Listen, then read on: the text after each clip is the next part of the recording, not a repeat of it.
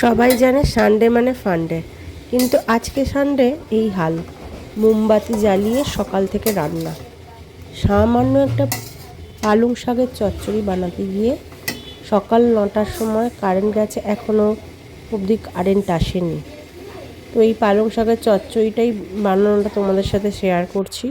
পালং শাক আর মূলো শাক কুচিয়ে রেখেছিলাম, 5 ফোড়ন, শুকনো লঙ্কা, কড়াইয়ে তেল দিয়ে আলু, বেগুন এবং কাঁচা লঙ্কা, মূলো দিয়ে দিয়েছি। একটু লবণ দিয়ে, হালকা একটু লবণ দিয়ে নাড়াচাড়া করেছি।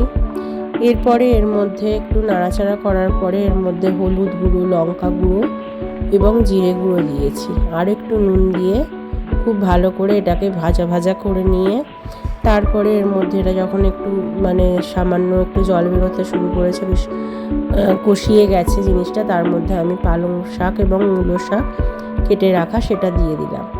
দিয়ে একটু নাড়াচাড়া করে চাপা দিয়ে দেখো জল বেরিয়েছে, এতে কোনো জল লাগেনি।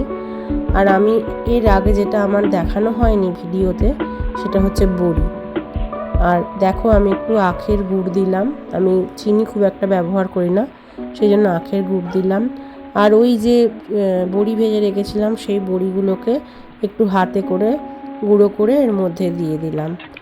আর হয়েই এসেছে, জলটা একটু শুকিয়ে গেলেই আমি বন্ধ করে দেব। তারপরে আমি একটু সর্ষের তেল দিয়ে নামিয়ে নিলাম। তো আজকে সানডে, কিন্তু কোনো ফান্ডের করার মতন কিছুই রান্না করলাম না।